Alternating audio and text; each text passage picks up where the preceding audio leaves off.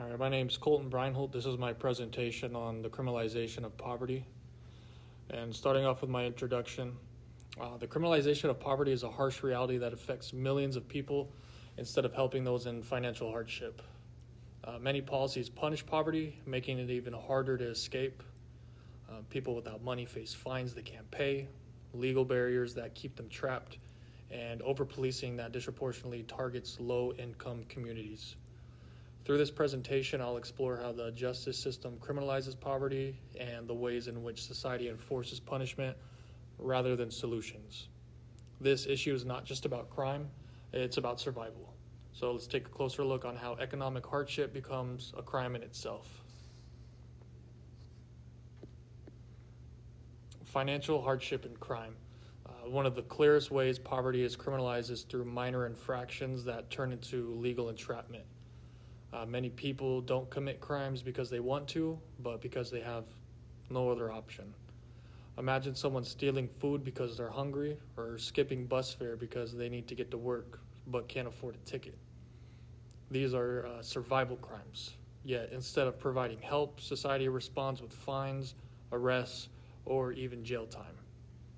Strain theory explains this. When people are pushed to economic extremes, crime becomes a way to cope with limited options rather than addressing the root cause, poverty. Our system chooses to punish the symptoms. We have housing and instability and criminalization. Nowhere in the criminalization of poverty more visible than in homelessness.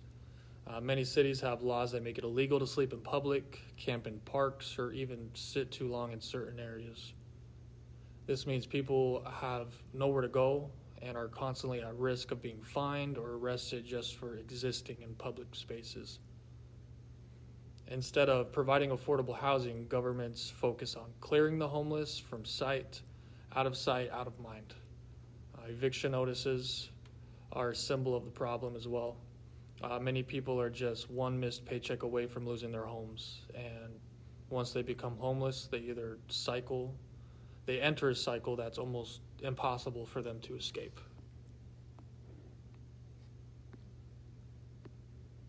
Over-policing in low-income areas. Low-income communities are often heavily policed, leading to higher arrest rates for minor offenses. Surveillance cameras, frequent police stops, and harsh penalties create an environment where poverty itself is treated as a crime. Policies like the broken windows policy, focusing on punishing small infractions such as loitering, jaywalking, under the belief that this will present more serious crimes. But in reality, these policies disproportionately target people in poverty, leading to more arrests, more fines, and more barriers to escaping economic hardship. Instead of making communities safer, over-policing creates distrust and further marginalizes the people it claims to protect.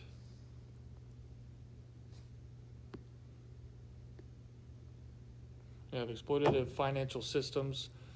Financial hardship doesn't just lead to crime, it also makes people more vulnerable to predatory financial systems. Payday loan stores, pawn shops, and higher interest lenders often target low-income individuals who have no other options other than to go with them.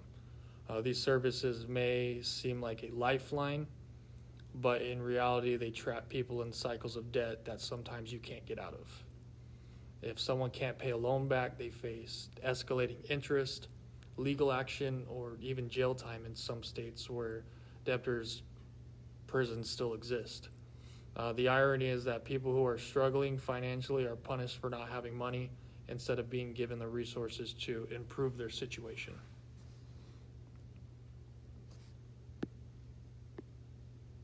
The legal system and poverty. One of the biggest ways poverty is criminalized is through the bail system and court fines. If a wealthy person is arrested, they can post bail and walk free while waiting for trial. But if a poor person is arrested, they may sit in jail for months simply because they can't afford their bail. This means two people accused of the same crime received completely different treatment. One walks free, while the other loses their job, housing, and stability just because they're poor. Public defenders, while essential, are often overworked and unable to provide the same level of defense as private attorneys. This leads to longer sentences for those who can afford a good lawyer. Poverty shouldn't be determined on who gets justice, but in our system, unfortunately, it does.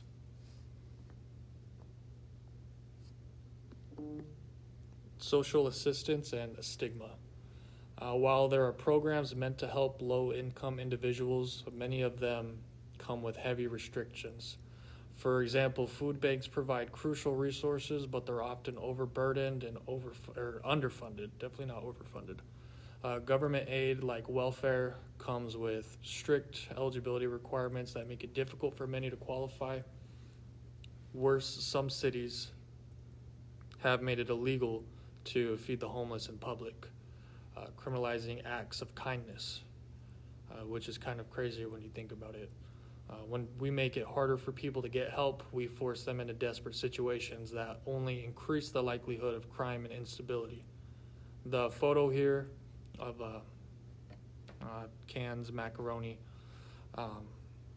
represents not only the necessity of aid, but also the failures of a system that makes help so difficult to access.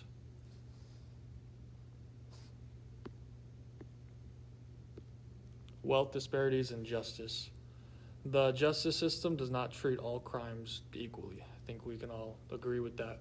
Wealthy individuals who commit financial crimes like fraud or tax evasion often receive light sentences or fines, while poor individuals who commit minor offenses are given some pretty harsh punishments. This photo comparison to wealthy low-income neighborhoods, side-by-side house view. It's treated as a community-wide issue that justifies increased policing. Say a CEO who steals millions from investors might receive probation, while a homeless man stealing $5, $10 worth of food could be jailed for it. This unequal treatment reinforces class divides and keeps poverty criminalized.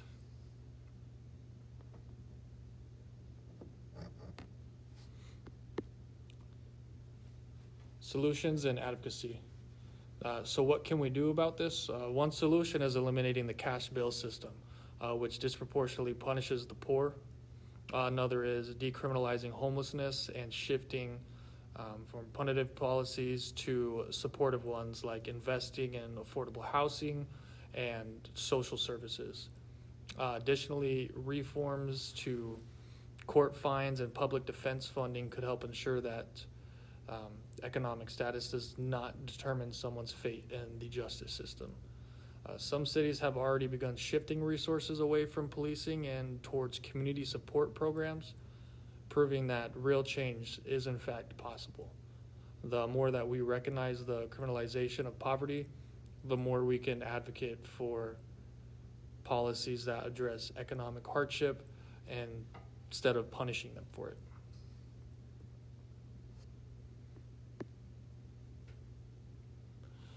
In conclusion, to summarize, basically poverty itself has been turned into a crime.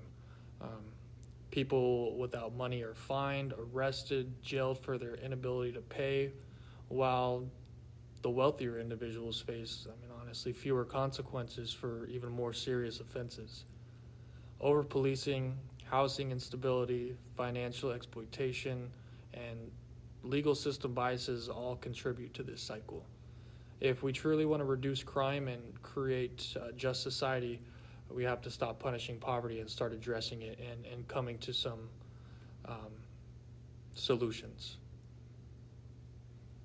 This means advocating for policies that focus on rehabilitation, housing, economic opportunity, rather than criminalization.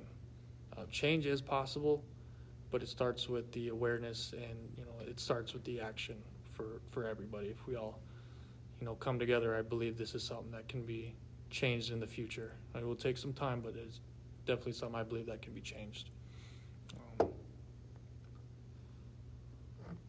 But that will do it for my speech. I appreciate you taking the time to listen to it. I really enjoyed this class.